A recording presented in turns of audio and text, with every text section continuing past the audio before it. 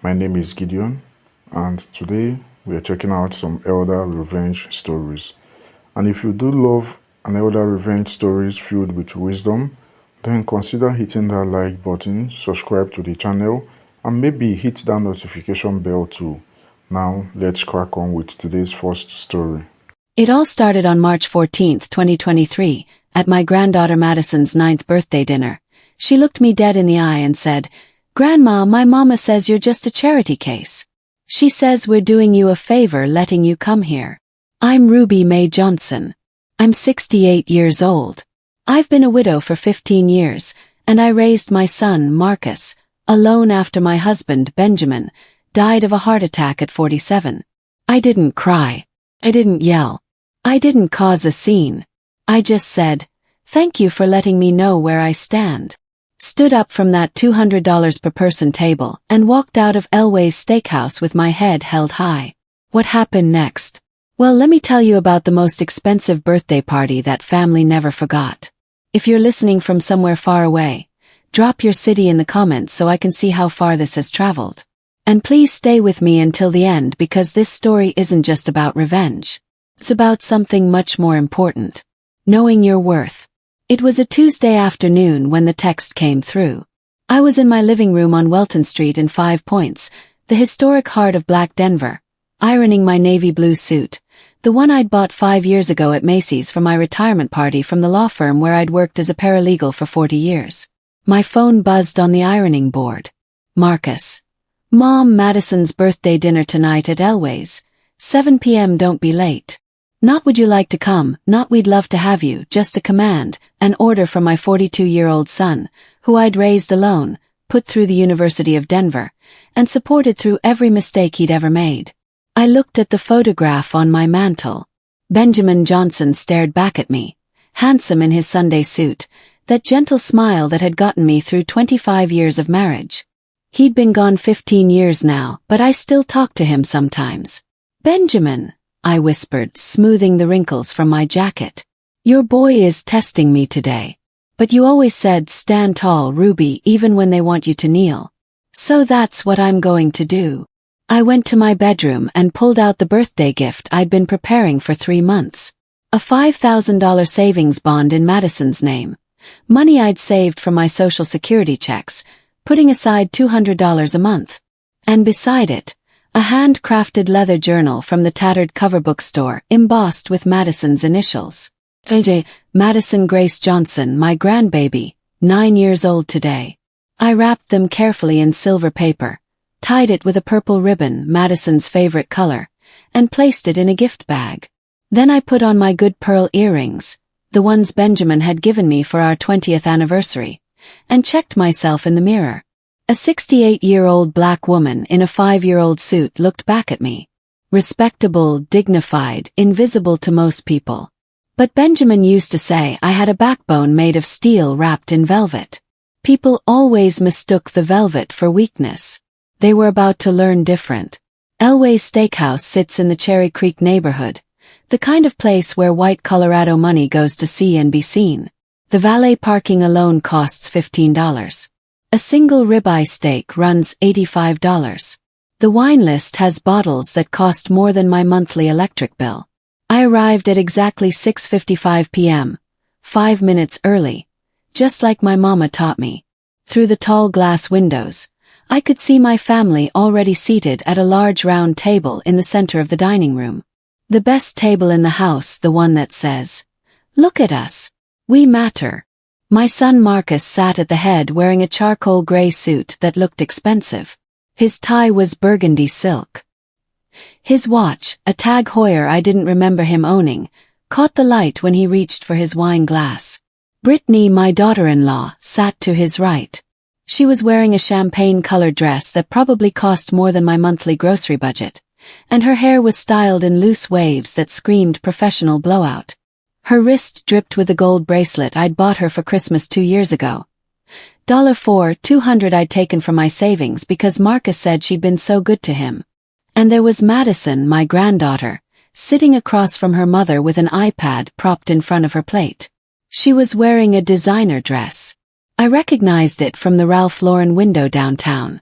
Price tag $350. And her hair was pulled back in an elaborate braid style with beads that clicked when she moved her head. Nobody looked at the door. Nobody watched for me. I walked in and the hostess, a young white woman with perfect teeth and that Colorado ski tan glow, looked me up and down in a way I'd felt my whole life. That quick scan that asks, "Are you sure you belong here?" "Good evening," I said, keeping my voice steady. "I'm meeting the Johnson party." She blinked. "Oh, of course. Right this way." As I followed her through the restaurant, I noticed things. The way other diners, mostly white, mostly wealthy, tracked me with their eyes. The way the black busboy gave me a small nod of recognition.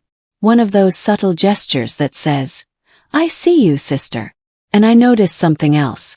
Brittany was on her phone holding it up for a FaceTime call. I could hear her voice even from 10 feet away. "Girl, yes. The Escalade comes tomorrow. Pearl white, leather, everything, panoramic sunroof. We're picking it up at 9 a.m. Premium Auto Denver, the luxury lot. $85,000. But you know Marcus handles his business. $85,000. I felt something cold settle in my stomach. I reached the table. "Hello everyone. Happy birthday, Madison baby." Madison didn't look up from her iPad. She was watching some YouTube video with the sound off, her thumbs moving across the screen. Brittany glanced at me and her eyes did that same scan the hostess had done, taking in my 5-year-old suit, my sensible low-heeled shoes, my modest pearl earrings. I watched her lips press together in something that wasn't quite a smile. "Oh, Ruby May," she said. "Not Mom, not Grandma Ruby, just my government name like I was the help. You made it. We almost started without you. Just grab that seat on the end there." She pointed to the chair at the far end of the table, the spot where the waiter stands to take orders, the spot that says, "You're here, but you're not really part of this." I set my purse down and placed the silver-wrapped gift in front of Madison's plate. "Happy birthday, sweetheart," I said softly. "Grandma got you something special." Madison pushed the iPad aside just long enough to glance at the gift. She didn't pick it up, didn't open it, just pushed it to the side like it was a used napkin. "Thanks," she mumbled, eyes already back on her screen. "Madison," Marcus said casually, but there was no weight in his voice, no correction, just a word floating in the air, meaningless. He was too busy studying the wine list, his finger running down the page of reds that started at $120 a bottle. I sat down in the chair on the end, picked up my water glass, took a sip, and I waited. The appetizers came. Crab cakes for Brittany, $28. Oysters for Marcus, $32. French onion soup for me, $16. The cheapest thing on the menu. The conversation flowed around me like I was a rock in a stream. Brittany talked about her Pilates instructor and the new facial treatment she was getting at some spa in Boulder. Marcus talked about a sales conference in Scottsdale. Madison played on her iPad and occasionally whined about the restaurant's Wi-Fi being slow. Nobody asked me how I was doing. Nobody asked about my week. Nobody asked anything. I was 5 feet from my own family, and I might as well have been invisible. Then the main courses arrived. Marcus had ordered the bone-in ribeye, 45 ounces of premium beef for $85. Brittany had the Chilean sea base, $62. Madison had spaghetti carbonara, $38 for a child's portion, and she was eating it with her mouth open, sauce smeared across her chin, her elbows planted firmly on the white tablecloth. I watched for a moment, that old instinct rising up. I'd raised 3 generations of good manners in my family. My mama had taught me, taught Marcus, and I'd assumed Marcus would teach Madison. But clearly something had gone wrong. "Madison, baby," I said gently, leaning forward. "Elbows off the table, sweetheart. And try to chew with your mouth closed. A young lady should have good manners." The words were barely out of my mouth when the table went silent. The kind of silence that makes nearby conversations stop. The kind that pulls attention like gravity. Madison stopped chewing. Slowly, she lowered her fork. She looked at her mother first, some unspoken communication passing between them, and then she turned to me. And what I saw in my granddaughter's eyes was not the innocence of a 9-year-old child. It was calculation, coldness, Brittany's eyes looking out of Madison's face. "My mama says I don't have to listen to you," Madison said. Her voice was loud enough to carry to the next table. Clear, deliberate, rehearsed. I felt my face grow hot. "Excuse me." Madison wiped her mouth with the back of her hand. Deliberately now, making sure I saw. "Mama says you're old-fashioned and out of touch. She says you're just a charity case. She says we're doing you a favor letting you come to nice places like this because you never worked a day in your life and you don't have any money of your own." The words hit me like physical blows. Charity case. Never worked. Don't have any money. Around us I could feel people staring. A white couple at the next table had stopped eating entirely, watching our family drama unfold like it was dinner theater. I looked at Brittany, waiting for her to correct her daughter, waiting for her to say, "Madison, that's not true. Apologize to your grandmother right now." But Brittany didn't say that. Brittany took a slow sip of her wine, a 2015 Camus Cabernet, $140 a bottle. I'd seen it on the menu and shrugged. "Kids repeat what they hear, Ruby May," she said, examining her manicured nails. "Madison's just being honest, and honestly those manners you're trying to teach went out of style in the 1960s.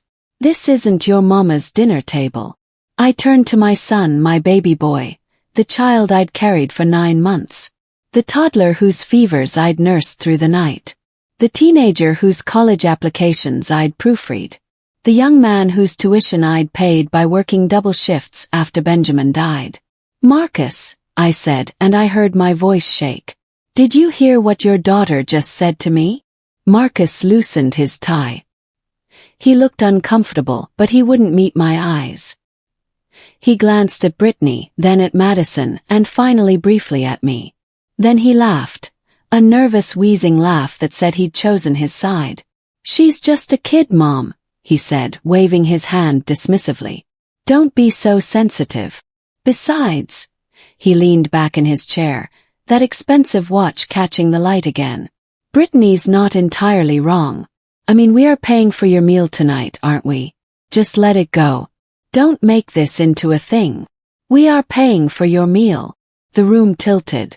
Everything crystallized in that moment with perfect terrible clarity. I looked at the $85 steak on Marcus's plate.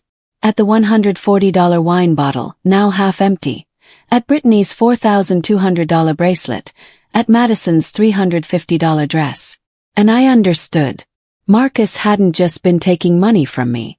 He'd been lying to them. He'd been telling Brittany that he was the successful provider, the man who could afford this lifestyle. He'd painted me as the poor, destitute mother he dragged along out of pity. They didn't know. Brittany didn't know that I'd paid the down payment on the 4,800 square foot house they lived in on Maple Street. $150,000 from my retirement savings. Madison didn't know that her $24,000 per year private school tuition came from my checking account, not her father's. They didn't know that the bonus Marcus told them he was using for the down payment on that $85,000 Escalade was actually a $30,000 transfer from my account that he'd begged me for just yesterday. To them, I was a burden, a charity case, a nobody who got a free bowl of soup out of their generosity. I looked at my son one more time. He was smiling now, relieved that I hadn't made a scene, relieved that he'd put me in my place. He thought he'd won, but something inside me snapped. Not loudly, quietly, like a door closing and locking for the final time. I didn't flip the table. I didn't raise my voice. I didn't do any of the things they probably expected from a hurt, embarrassed old woman. A lady doesn't make scenes. Instead, I reached into my purse, the Coach bag Marcus had given me 2 Christmases ago, bought with money I'd loaned him that November, and pulled out my wallet. My hands were steady. I counted out 3 $20 bills. $1.60, enough to cover my $16 soup, my $4 iced tea, and a generous tip for the waiter who'd witnessed this humiliation. I placed the cash on the table right next to the breadbasket. "What are you doing?" Marcus asked. His fork paused halfway to his mouth. "I'm paying for my dinner," I said. My voice didn't shake anymore. It was calm, clear, cold. I wouldn't want to be a burden on your finances, son. After all, you have a big day tomorrow. That $85,000 car isn't going to buy itself. I stood up. My knees felt strong. My back was straight. Mom, sit down, Marcus hissed, glancing around to see if anyone was watching. Everyone was watching. You're embarrassing us. No, Marcus, I said, picking up my purse. You've embarrassed yourself enough for one evening. I looked at Madison. She was staring at me now, iPad forgotten, with something like uncertainty in her eyes. Happy birthday, sweetheart, I said gently. I hope you enjoy that journal. Maybe you can write down today as the day you learned that words have consequences. Then I turned my back on them. I walked past the dessert cart with its $60 soufflés, past the mahogany bar with its $200 glasses of scotch, past the hostess stand where that same young woman avoided my eyes. I pushed open the heavy glass doors and stepped out into the cool Denver night. Just before the door closed behind me, I heard Brittany's voice loud and carrying over the restaurant noise. God, so dramatic. Don't worry about her, babe. Just make sure that transfer clears by 9 a.m. for the dealership. We cannot lose that car. I stopped on the sidewalk. The street lights of Cherry Creek blurred for a moment as tears pricked my eyes, but I blinked them away. Make sure that transfer clears by 9 a.m. I looked at my watch. It was 8:17 p.m. The bank opened at 8:30 a.m. tomorrow morning. I had 14 hours and 13 minutes. I took a deep breath, and for the first time in years, maybe decades, I didn't feel that crushing weight on my chest, that constant anxiety about whether my son needed something, whether I'd given enough, whether I'd done enough. Felt powerful. They thought I was a charity case. They thought I was a helpless old woman who needed their scraps of affection like I needed their scraps of food. They were about to find out that this charity case held the keys to their entire kingdom.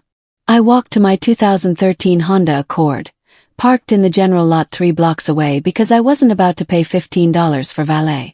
I got in, locked the doors, and sat in the silence for a long moment. Benjamin, I whispered to the empty car. Your boy is about to learn what it means to stand on his own 2 feet. I started the engine. I wasn't going home to cry. I was going home to prepare. By 9 o'clock tomorrow morning, my son was going to discover exactly how small he really was without his mother's wallet propping him up. The charity case was officially closed. I slept better that night than I had in 20 years. Usually, I woke up at 3 a.m. with my mind racing. Did I remember to pay Marcus's electricity bill? Did the check for Madison's piano lessons clear? Did Brittany like that scarf I bought her for her birthday? Or was it sitting in a donation pile somewhere? Worry had been my constant companion since Benjamin died. It slept in the empty space beside me, cold and relentless. But not tonight. When I opened my eyes, sunlight was streaming through my bedroom curtains, painting golden stripes across my grandmother's quilt. The house was quiet except for the ticking of the clock in the hallway. Benjamin's grandfather's clock, the one that had survived 3 generations. I looked at the clock, 7:15 a.m. I'd slept straight through. No nightmares, no anxiety. No waking up in a panic about bills I hadn't paid or needs I hadn't met. I felt light, unburdened, like I'd been carrying a 100-pound backpack for miles and had finally set it down. I got out of bed and went to my kitchen. Made my coffee the way Benjamin taught me. 2 scoops of community coffee, dark roast, the kind we'd gotten every time we visited his family in Louisiana. While it brewed, I sat in my sunroom and watched a cardinal land on the bird feeder. He was a bright red male, proud and strong. He cracked a sunflower seed, ate the heart, and flew away. Eat what you need, leave the rest, I said to myself. I'd been letting my family eat everything. The seeds, the heart, the shell, the feeder itself. They'd been picking me clean, and I'd been thanking them for it. Not anymore. At 7:45 a.m. I went to my home office. It's a small room off the hallway, cluttered with filing cabinets and boxes of old legal briefs from my paralegal days. People don't realize how much legal knowledge you pick up after 40 years of working in law firms. I opened the bottom drawer of my filing cabinet and pulled out a thick red accordion folder labeled Marcus, Financial. I'd kept records. Every single transaction, every check, every transfer, every loan that was never paid back, every emergency that required my retirement savings. I opened the folder and spread the contents across my desk. Bank statements going back 10 years. Highlighted in yellow were the transfers to Marcus's account. September 2013. $150,000 down payment on house at 1247 Maple Street. December 2015. $40,000 investment in Brittany's boutique business. March 2017. $65,000 kitchen remodel. Contractor, Denver Home Designs. August 2018. $24,000. Madison's first year at Summit Academy Private School. November 2019. $32,000. Brittany's Mercedes lease plus insurance for 2 years. February 2021. $18,000. Family vacation to Turks and Caicos Beaches Resort. June 2022. $43,000 credit card debt consolidation. January 2023. $28,000 property tax on Maple Street house plus Madison's school tuition. March 2023. $30,000 down payment on Cadillac Escalade. And those were just the big ones. There were dozens of smaller transfers. $500 here for car repair, $2,000 there for medical bill, $800 for Christmas presents, $1,500 for Madison's birthday party. I pulled out my calculator, an old Texas Instruments that Benjamin had used for his construction business, and started adding. The total came to $623,287. $623,287. Over 10 years, I had given my son more than $500,000 of my retirement savings. Money I'd earned working double shifts after Benjamin died. Money I'd saved by clipping coupons and wearing the same suits for 5 years. Money I'd invested carefully in index funds and CDs. Gone. And what had I gotten in return? A spot at the end of the table. A granddaughter who called me a charity case. A son who laughed when his wife insulted me. I looked at the most recent bank statement. The $30,000 transfer scheduled to post today at 9 a.m. I picked up my phone and looked at the time, 8:05 a.m. 55 minutes until that money disappeared into Marcus's account. 55 minutes until he walked into Premium Auto Denver and drove away in an $85,000 car that my retirement savings bought. I stood up, went to my bedroom and got dressed. Not the old Navy suit this time. I put on my best blazer, charcoal gray, tailored, the one I'd worn when I gave depositions in million-dollar cases. I put on my pearl necklace, the real one Benjamin had saved for 2 years to buy me.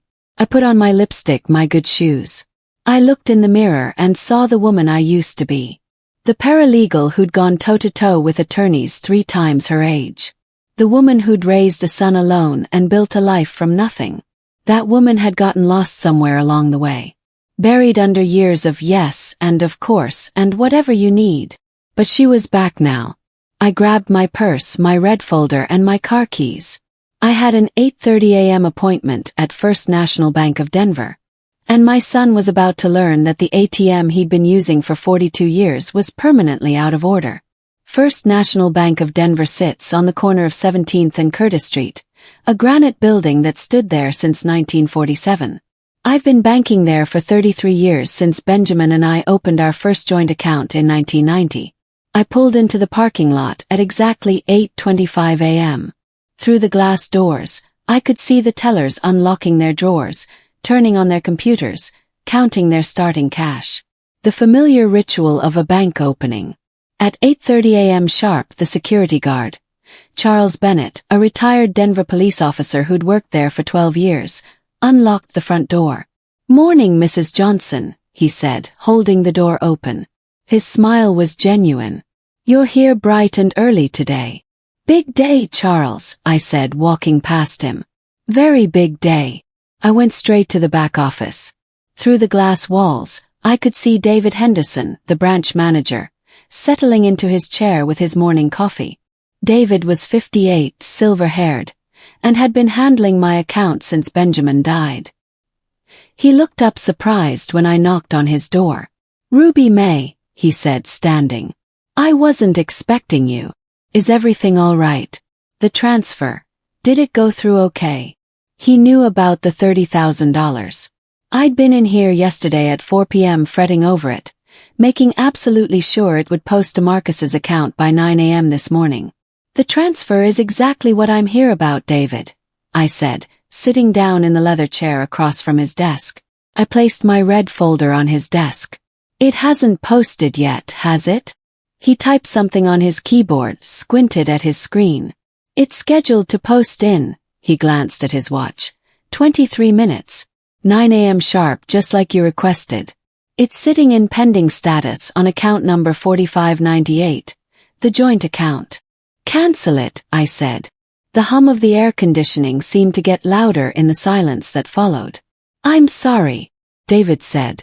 "Cancel the transfer," I repeated, my voice steady. "Reverse it. Put the $30,000 back into my personal savings account. Account number 7742. The one that only has my name on it." David took off his reading glasses and looked at me. Really looked at me. He'd seen me in this office dozens of times over the years. Always worried, always asking if I was doing the right thing. Always second-guessing myself when it came to helping Marcus. But something in my face must have been different today because he didn't ask why. He didn't suggest I think about it. He just started typing. "Done," he said after a moment. "The transfer has been cancelled. The funds are back in your primary savings account. $30,000. "Thank you," I said. "Now I need to make some other changes." I pulled out a sheet of paper from my red folder. I'd written everything down last night, sitting at my kitchen table while the rest of Denver slept. A list of every financial connection I had to my son. "The joint checking account, number 4598, I said.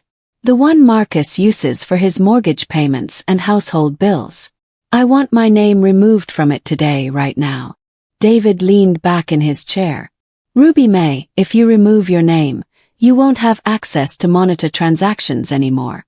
And if that account goes into overdraft, the bank won't be able to pull from your savings to cover it. You've had the overdraft protection linked for 5 years. "I know," I said. "That's the point. I want the overdraft protection removed. I want the automatic transfers for the mortgage cancelled. I want the automatic payments for Madison's school tuition cancelled. I want the automatic payment for Marcus's car insurance cancelled. I want my name off everything." David set down his coffee cup. "Ruby May, this is drastic. Did something happen?" "Marcus usually relies on that safety net." "Marcus is 42 years old, David," I said, smoothing my skirt. "It's time he learned to walk without a net." For the next 27 minutes, the only sounds in that office were the clicking of keyboard keys and the whir of the printer. I signed document after document.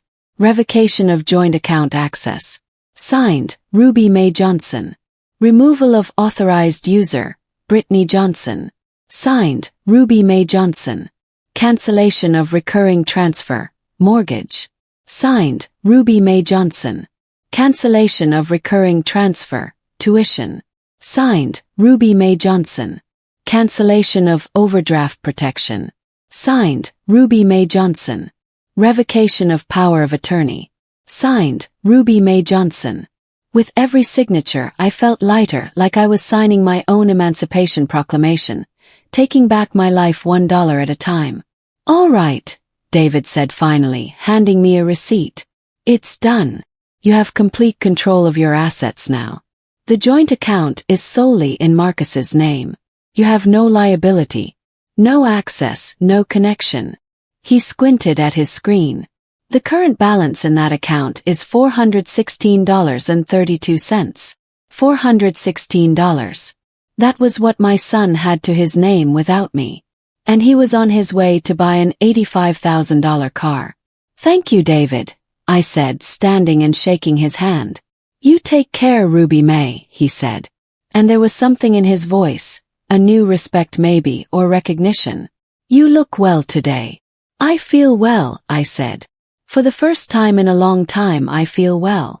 I walked out of that bank at 9:03 a.m. with my head high and my shoulders straight. I sat in my Honda in the parking lot and watched the world go by. Business people rushing to their offices. Construction workers heading to job sites.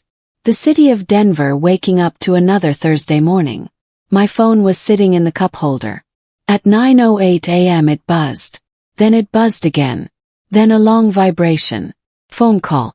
I picked it up and put on my reading glasses. I let it ring once, twice, 3 times, 4 times. I wasn't ready to hear his voice yet. I wanted to savor this moment a little longer. The ringing stopped.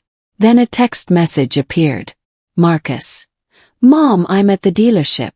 Finance guy asking for confirmation number. Transfer hasn't shown up yet. Send it now. We're in a hurry. No good morning, no how are you, no thank you. Just demands, just orders to his personal ATM machine. 10 seconds later, another message. Marcus. And seriously, don't be petty about last night. Brittany is stressed. Just get it done. Don't be petty. Standing up for myself was petty.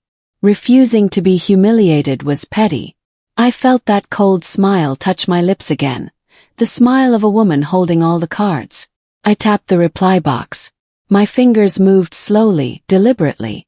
I wanted every word to be perfect. A charity case doesn't have $30,000 to give. I'm sure a successful man like you can handle his own bills. Ask your wife to pay for it. I read it over once, twice, then I pressed send. The little message swooshed away into the digital universe. Delivered.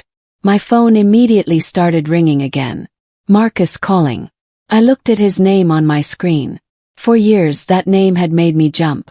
It had made me reach for my checkbook. It had made me apologize for things I hadn't done. Not anymore. I reached out and slid the silent switch on the side of my phone. Silence. Then I went into settings and turned on Do Not Disturb. I tossed the phone onto the passenger seat, started my engine, and pulled out of the parking lot. I had errands to run. I needed to stop by Home Depot for new locks. I needed to visit the office supply store for some documents. And I needed to buy bird seed because that cardinal would be back tomorrow morning hungry and expecting breakfast. Unlike my son, the cardinal was grateful for what he received. As I drove down Colfax Avenue, I imagined the scene at Premium Auto Denver. I could picture it perfectly. Marcus sitting at that salesman's desk watching his phone, waiting for the confirmation that was never coming. Brittany already sitting in the driver's seat of that pearl-white Escalade, taking selfies, planning her Instagram post. And the salesman, I knew him actually, a man named Michael Park, who'd sold me 3 reliable cars over the years, watching his commission disappear as the credit card machine flashed, declined in angry red letters. I turned on the radio. Aretha Franklin was singing Respect. How appropriate. I wasn't there when it happened, but I pieced it together later from various sources. Michael Park, who I ran into at King Soopers 2 weeks later, gave me most of the details. He did it quietly with a kind of professional discretion, but I could tell he'd found the whole thing fascinating. According to Michael, Marcus and Brittany arrived at Premium Auto Denver at 8:47 a.m. Brittany was wearing designer sunglasses even though it was overcast, carrying a Starbucks latte and acting like she owned the place. She went straight to the pearl-white Escalade on the showroom floor, the one with the red sold tag on the windshield, and climbed into the driver's seat. Michael said she was in there for 20 minutes adjusting the mirrors, taking photos, posting Instagram stories with captions like, "New wheels loading" and "Blessed season." Meanwhile, Marcus was at Michael's desk, leg bouncing nervously, checking his phone every 30 seconds. "So, Mr. Johnson," Michael said, pulling up the paperwork on his computer. "We have everything ready to go. We just need to finalize that down payment, the $30,000 we discussed. Did the transfer clear?"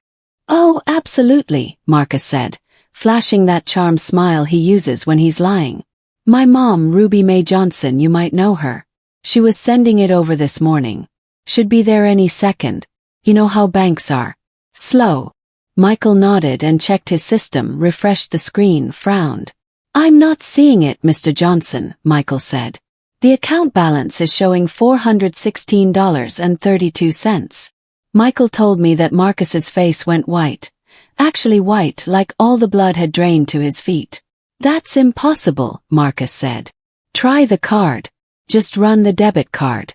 The overdraft protection is linked to her savings account. It'll go through. Michael swiped the card. Processing. Processing. Declined. Insufficient funds. Must be a chip error, Marcus said, his laugh too high. Too nervous. Wipe it off. Try again. Michael tried again. Declined.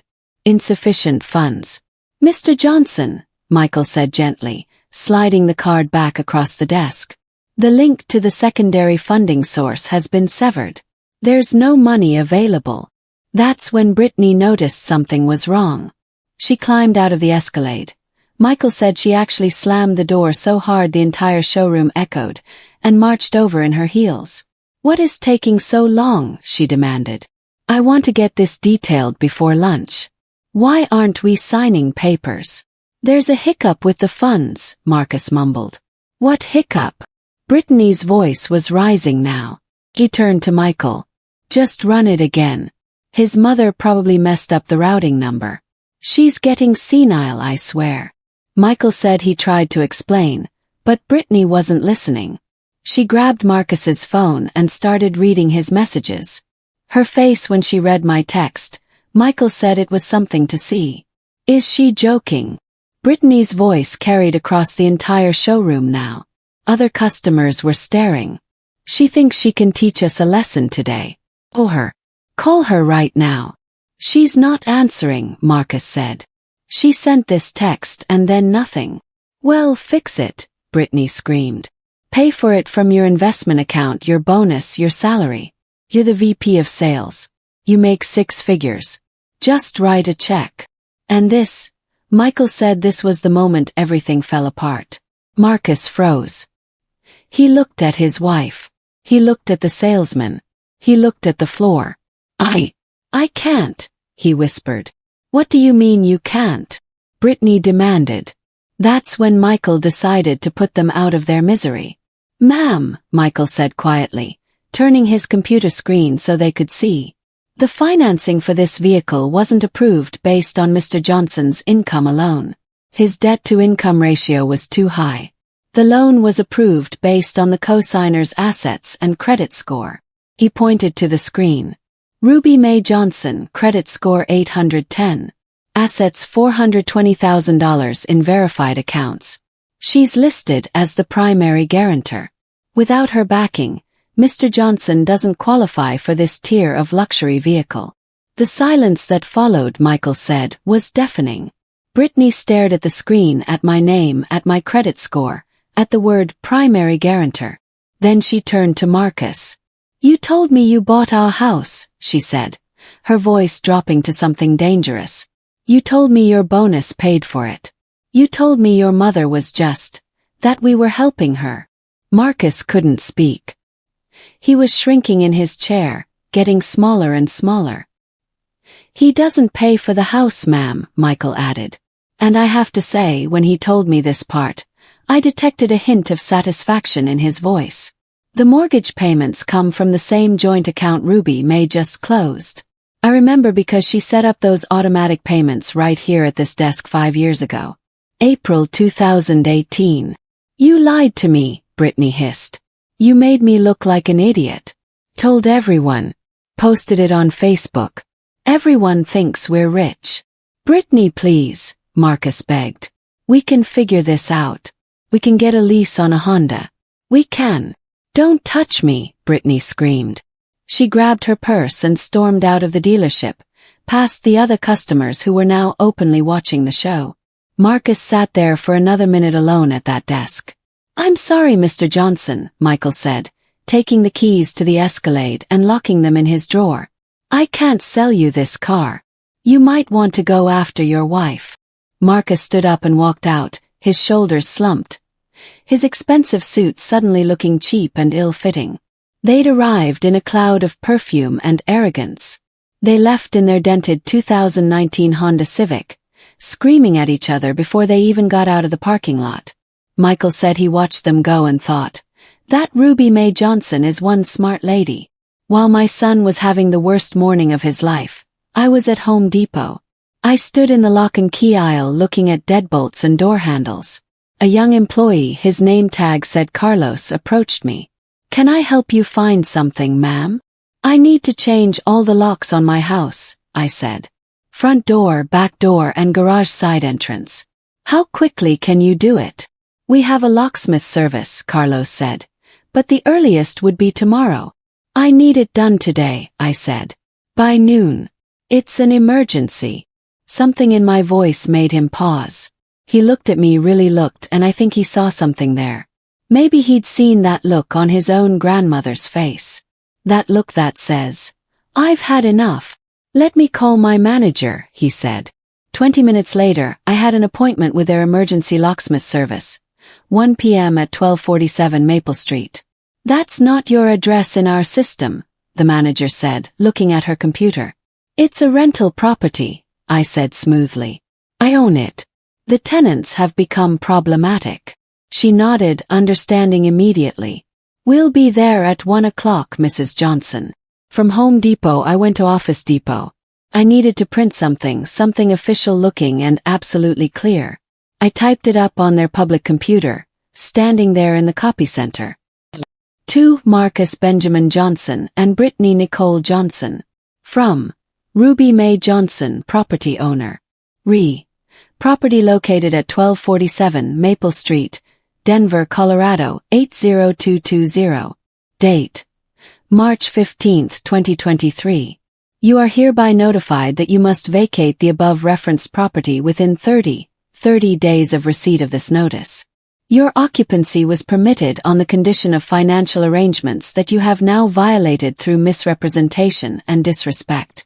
As the sole owner of this property, deed recorded June 12, 2013, Denver County Records, Book 4582, page 127, I am exercising my legal right to reclaim my residence. You may contact my attorney, Harrison Brooks, Esquire at Brooks & Associates, 303-557-8842, to arrange supervised removal of your personal belongings. Do not attempt to enter the premises after 1 p.m. today, March 15, 2023. The locks have been changed. The security system has been updated. Denver Police Department has been notified. Ruby Mae Johnson, property owner. I printed it on heavy cream-colored cardstock. Official, legal, final. Then I drove to my house. Excuse me, Marcus's house. No, my house. The house I bought with $150,000 of my retirement savings. The locksmith was already there when I arrived at 12:58 p.m. A professional crew of 2 men who worked quickly and efficiently. By 1:45 p.m., all 3 locks had been changed. New deadbolts, new keys, new security codes on the alarm system. I taped the notice to the front door with blue painter's tape. I didn't want to damage my woodwork. Then I stood back and looked at the house. 4 bedrooms, 3 bathrooms, 2,800 square feet, beautiful maple trees in the front yard, a swing set in the back that I'd bought for Madison's 6th birthday. I'd sacrificed so much for this house. Worked extra hours, skipped vacations, worn old clothes. Also, my son could have the American dream. But the American dream isn't supposed to come from your mama's retirement fund. I got in my car and drove to the Four Seasons Hotel downtown. If I was going to watch my son's world collapse, I was going to do it from a comfortable bed with room service and a view of the mountains. I checked into the Four Seasons at 2:30 p.m., a corner suite on the 18th floor with floor-to-ceiling windows overlooking the Front Range. The room cost $485 per night, and I didn't even blink when I handed over my credit card. After the bellhop left, I sat on the edge of the king-sized bed and opened my phone. I turned off Do Not Disturb. 63 missed calls, 47 text messages, 12 voicemails, all from Marcus. I opened the security camera app on my phone instead, the app that connected to the Ring doorbell camera at 1247 Maple Street. My house, my camera, my property. I made myself a cup of tea from the in-room Nespresso machine and settled into the armchair by the window. Then I pressed play. The timestamp said 3:17 p.m. The Honda Civic pulled into the driveway too fast. Marcus slammed on the brakes, jerking to a stop. Through the windshield, I could see Brittany's hands flying around. She was screaming. Marcus gripped the steering wheel, his head bowed. Madison was in the back seat, her face pressed against the window, looking bored and annoyed. Finally, the car doors opened. Brittany got out first and slammed her door so hard I winced even though I was 5 miles away. She marched toward the front porch, her heels clicking aggressively on the walkway. Marcus followed, looking like a man walking to his execution. "Just open the door, Marcus." Brittany's voice came through the camera's tiny microphone. "I need to change out of these clothes. I feel like an idiot." I'm coming, Marcus muttered. He fumbled in his pocket for his keys. Found them, walked up the front steps. I took a sip of my tea. This was the part I'd been waiting for. Marcus jammed his key into the lock. It went in halfway and stopped.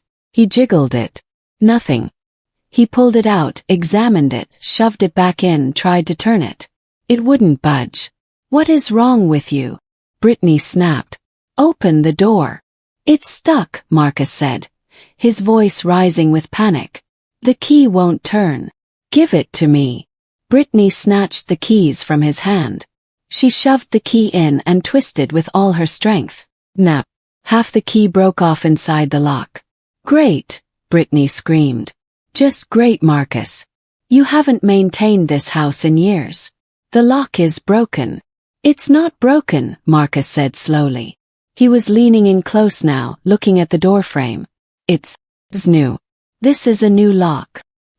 He reached out and touched the brass plate. Shiny, fresh, installed today. Then he looked down and saw the envelope, the white envelope with the blue painter's tape, the one with "to the current occupants" written in my neat cursive. "What is that?" Brittany demanded. Marcus pulled the envelope off the door. His hands were shaking. He ripped it open and pulled out the cream-colored cardstock. I watched him read it. Watched his shoulders drop 3 inches. Watched the color drain from his face. "Read it," Brittany commanded. "What does she say? Is she apologizing?" Marcus looked at his wife, then back at the letter. "No," he said, his voice barely above a whisper. "She's not apologizing." He started reading aloud. "Dear Marcus and Brittany, since you made it clear last night that I am a charity case who should be grateful for scraps, I realized it was unfair of me to burden you with living in a house owned by such a person." His voice cracked. "Therefore, I have taken possession of my property, effective immediately. The locks have been changed. You have 30 days to remove your belongings through my attorney." He stopped reading. The paper fluttered in his hand. Silence. Absolute silence on that front porch. Then Brittany exploded. She let out a shriek that distorted the audio on my phone. She threw her purse at the door. "She can't do this," Brittany screamed. "We live here. This is our house. My clothes are in there. My jewelry, Technically," Marcus whispered, staring at the letter. "It's her house. Her name is on the deed. We just pay the utilities." "You told me it was ours," Brittany yelled, turning on him.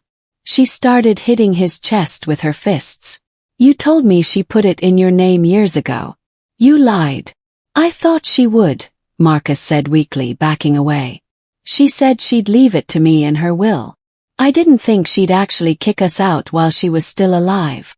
Brittany walked up to the door and started pounding on it with her palms.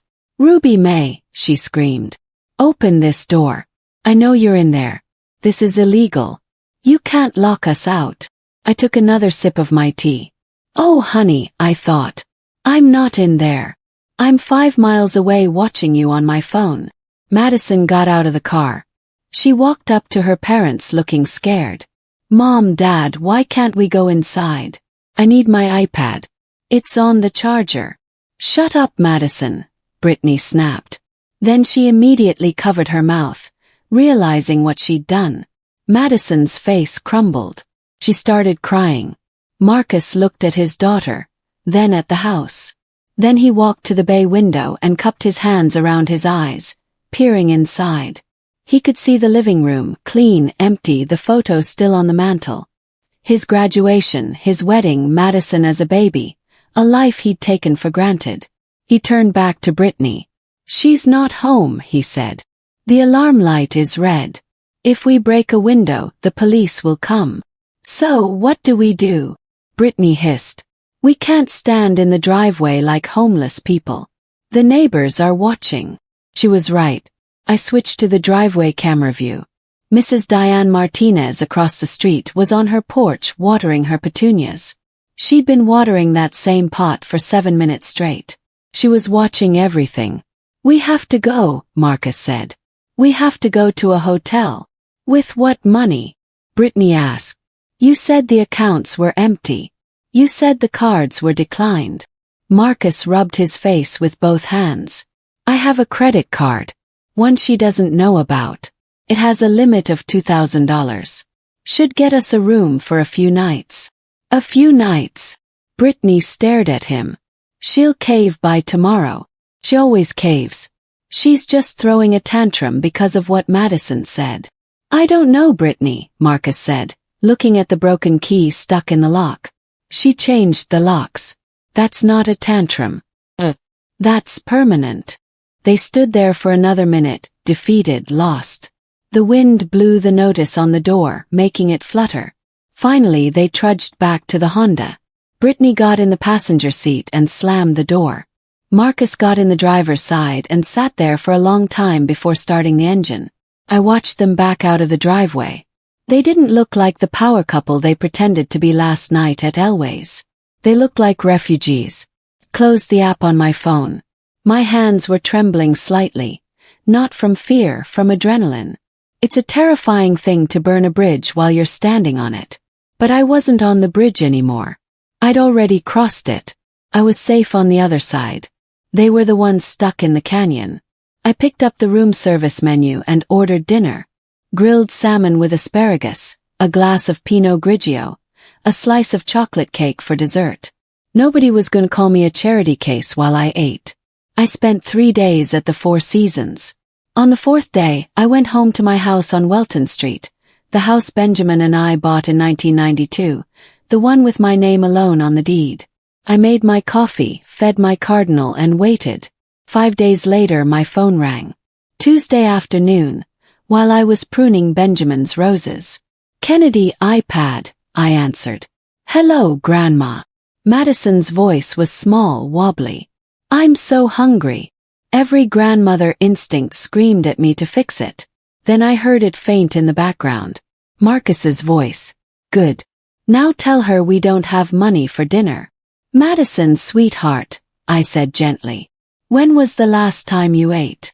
"We had McDonald's for lunch, but Daddy said," scrambling, the phone being grabbed. "Mom, wait. We're at the Budget Lodge off I-25.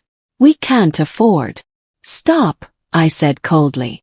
"You just fed her McDonald's. You used a 9-year-old to manipulate me.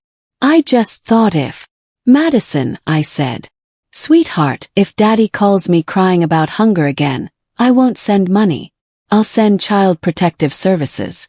If you cannot feed your child, that's neglect, and I will report it." Hung up. My hands shook with fury. I'd known Marcus was irresponsible, but using Madison as a weapon, that was new. That night, I called Ronald Peterson, a private investigator from my paralegal days. "I need the truth about my son's finances. Everything." 1 week. 7 days later, Ronald handed me a manila folder in a coffee shop. He looked troubled. "Mrs. Johnson, what I found. It's not pretty." Opened it. Subject: Marcus Benjamin Johnson. Employment. Actual title: Senior Sales Associate, not VP. Salary: $78,000 per year. Take home: $58,000. Lying about title for 6 years. Credit card debt. Total: $80,000 across 5 cards. All maxed.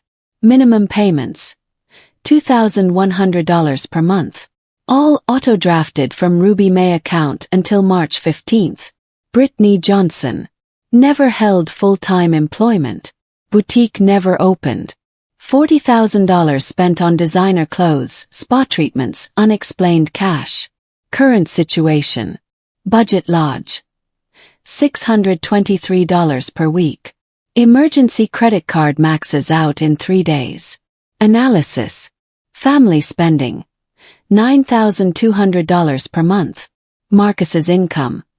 $4,833 per month. Shortfall covered by Ruby May. $4,367 per month. 10-year deficit. $524,000. Closed the folder. Thank you, Ronald. Are you okay? Thought about that. My son had stolen $500,000, but I was sitting here with money in my account and nobody's hand in my pocket. Yes, I said. For the first time in years, I'm okay. 2 weeks after the lockout, I received a letter from my attorney, Harrison Brooks. Mediation required by Colorado law. April 2, 2023. 10 a.m. On April 2nd, I arrived at 9:45 a.m. wearing my best suit and pearls. I carried the red folder, Ronald's investigation, and a letter I'd written the night before. At 10:12 a.m., Marcus and Brittany walked in. Marcus looked 10 years older. Wrinkled suit, hollow eyes, weight lost. Brittany wore jeans and a plain sweater, roots showing dark against blonde, no jewelry except her wedding ring. Judge Dorothy Richardson, a retired black woman about 75, sat at the head of the table. Mr. Johnson, why did you request this meeting? Marcus's voice was raspy. I want to apologize and ask my mother to reconsider. We have nowhere to go. Madison's in school. We just need time. How much time? Judge Richardson asked. 6 months, Brittany said quickly. Maybe a year. Mrs. Johnson, your response. I opened the red folder slowly.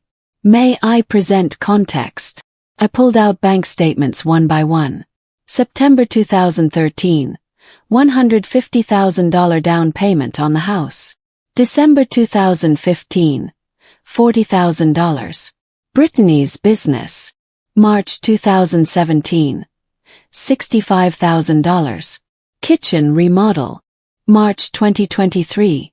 $30,000. Luxury vehicle. Documents slid across the table one after another. Over 10 years, I gave my son $623,287. Judge Richardson's eyebrows rose. More than $500,000. I pulled out Ronald's report. This investigation shows my son has been lying about his income, title, and assets for his entire marriage. I looked at Brittany. Did you know Marcus is not a vice president? He's a senior sales associate. His salary is $78,000, not 6 figures. Did you know the mortgage came from my account? That Madison's tuition, your car, your vacations, all my retirement savings. Brittany stared at Marcus. What?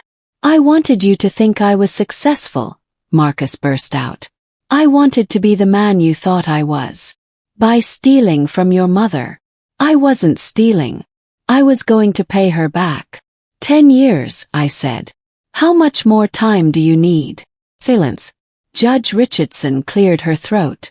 Mrs. Johnson, what do you want? Pulled out my letter. I want my son to stand on his own feet. This is a personal loan agreement. $50,000, 5% interest, $500 per month for 10 years. Miss 3 payments, it goes to collections. Marcus's hands shook as he picked it up. You'd still help me. This isn't help.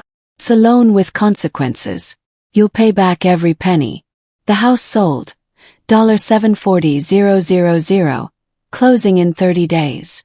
You have until May 2nd to find somewhere else. Where do we go? Brittany demanded. That's not my problem. You're adults. Figure it out. Judge Richardson looked at Marcus. Do you accept? Marcus stared at the agreement. At the $50,000 that gave him a chance. At the $500 payment that would force him to grow up. Mom, his voice broke. I'm sorry. I wanted to be like Dad. He was so strong and I'm just not. There it was. My son wasn't greedy. He was insecure. A boy who'd lost his father trying to fill shoes too big for him. Marcus, I said gently. Your father was strong because he had integrity. He paid his debts. He kept his word. That's what I want for you. I walked around the table and put my hand on his shoulder. Sign the paper. Take the loan. Start over. Build a life that's real. Marcus signed with shaking hands. Marcus Benjamin Johnson. Brittany stood up, grabbed her purse. I can't do this. I can't live in cheap apartments. I married you because I thought you were somebody. But you're nobody. She walked out. Marcus started to follow, but I stopped him. Let her go, baby. But Madison's better off without a mother who only loves money. Marcus sank into his chair and sobbed. I sat beside him and put my arm around his shoulders. For the first time in 42 years, I wasn't trying to fix his problems. I was just sitting with him in his pain. 6 months later, October 15, 2023. My phone rang. Hi, Mom. Can Madison and I come over? I want to show you something. They arrived in a 2016 Toyota Camry. Madison wore jeans and a Broncos t-shirt from Target. No designer clothes, no iPad. Hi, Grandma. She hugged me tight. Inside, Marcus showed me his phone. Checking. $3,247.82. Savings. $1,850. 6 on-time payments. $12,000 in credit card debt paid down. Working overtime. Madison's in public school. Doing great. We have a 2-bedroom in Aurora. It's small, but it's ours. I'm so proud of you. I learned having less money doesn't mean less life. Madison and I cook together. We go to parks. Talk. I was so busy looking successful, I forgot to be present. Madison pulled out the journal, the one I'd given her. I've been writing every day. She opened to the first page. March 14, 2023. Today I said something mean to Grandma. Mama told me to, but I don't think Grandma is poor. Think Mama lied. March 15, 2023. We can't get in our house. Daddy said Grandma owns it. She's been paying for everything. So Grandma wasn't poor. We were. April 15, 2023. Mama left. She said she loves money more than us. But Daddy painted my room purple. He remembered my favorite color. I think I like this Daddy better. October 12, 2023. Grandma said words have consequences. She was right. My words hurt her and changed everything. But maybe that's okay. Daddy's happier now. He doesn't lie. I learned being rich isn't about money. It's about people who love you even when you mess up. That's real rich. I pulled Madison into my arms, tears streaming. You are the wisest 9-year-old I've ever met. 3 weeks later. Madison's school concert. A modest building in Aurora with linoleum floors and folding chairs. The stage was in the gymnasium. When Madison walked out in a blue choir t-shirt, she looked more confident than ever. They sang Lean on Me. Madison's solo, clear and strong, filled that gymnasium. Marcus cried proud tears. After Madison ran to us. Did I do good, Grandma? You were magnificent. She looked up seriously. Am I better now? Better than before. I knelt to her level. Madison, you were always good. You just needed to see it. Sometimes we need to lose everything to find what really matters. Is that why you did it? I didn't make you lose everything. I stopped letting your daddy build a house of lies. When it fell down, you had to build a real one. Made of truth. Exactly. I like the truth house better. 1 year later, March 14, 2024. Madison's 10th birthday. Marcus. Birthday dinner at our apartment, 6 p.m. Just spaghetti, but I'd love for you to be there. I arrived at their Aurora apartment at 5:55 p.m. 2 bedrooms, 900 square feet. IKEA furniture, mismatched dishes, but photos on walls. Madison's art on the fridge, plants in windows, the smell of home-cooked sauce. Home. We sat at their small table. Just us three. Before we eat, Marcus said, opening his banking app. I made my 12th payment. $6,200 paid back. $43,800 to go. 7 more years at this rate. He looked at Madison, then me. This year was the hardest of my life. Losing Brittany, the house, working overtime, going without. But it's also been the best. Madison and I are actually close. I know her teachers. We help with homework. We play cards. We're not rich, but we're happy. He took my hand. You didn't take everything, Mom. You gave me everything. The chance to be the father Madison deserves. The man Dad would be proud of. I squeezed his hand. He would be so proud. Madison raised her plastic cup. To Grandma, for teaching us love isn't about money. It's about truth. We clinked mismatched cups. In that tiny apartment, eating spaghetti off second-hand plates, I felt richer than I ever had at Elway's. Saturday morning, March 2025. 2 years since that birthday dinner. My cardinals at the feeder. Still grateful. Yes. He cracks a seed and flies. Marcus. Payment number 24. Halfway there. Madison. Got an A on my book report. Teacher says I write good. Maybe because I practice in my journal every day. I look at the framed photo from Madison's 10th birthday. 3 of us in that tiny kitchen. Newspaper party hats. Laughing. Not fancy but real. Next to it, Benjamin in his construction uniform. Gone 20 years, but here in every decision I make. Our boy made it, Benjamin. I learned that at 68 you can still set boundaries. Still say no. Still choose yourself. I learned the most loving thing is often the hardest thing. I learned that money can buy houses and cars, but it can't buy character or growth or real family. Those only come from struggle, truth, and hard work. The sun paints everything gold. My roses bloom. The cardinal returns with his mate.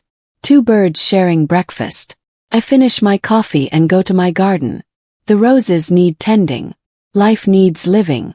I, Ruby Mae Johnson, 68 years old, 40 years of work, 20 of widowhood, 10 of enabling, 2 of teaching my son to fly, am finally completely free. I am not an ATM. I am not a charity case. I am a woman who knows her worth. I am Benjamin's widow and I hear his voice. Stand tall, Ruby, even when they want you to kneel. I'm standing, Benjamin. The greatest gift I gave my son wasn't $600,000. It was empty hands. Because empty hands forced him to fill his own. I pull out my journal and write. March 14th, 2025. 2 years ago, my granddaughter called me a charity case. Today she got an A on her book report. 2 years ago, my son lived a lie. Today he lives his truth. 2 years ago, I drowned in endless giving. Today I am free. The charity case became the teacher. Sometimes the most expensive thing you give someone is nothing at all. I close the journal and look outside. The cardinal and his mate share seeds at the feeder, taking what they need, leaving the rest. That's the secret to everything, I say. And in my kitchen, in the home I built with Benjamin, in the life I reclaimed, I finally understand what it means to be rich. Has nothing to do with money.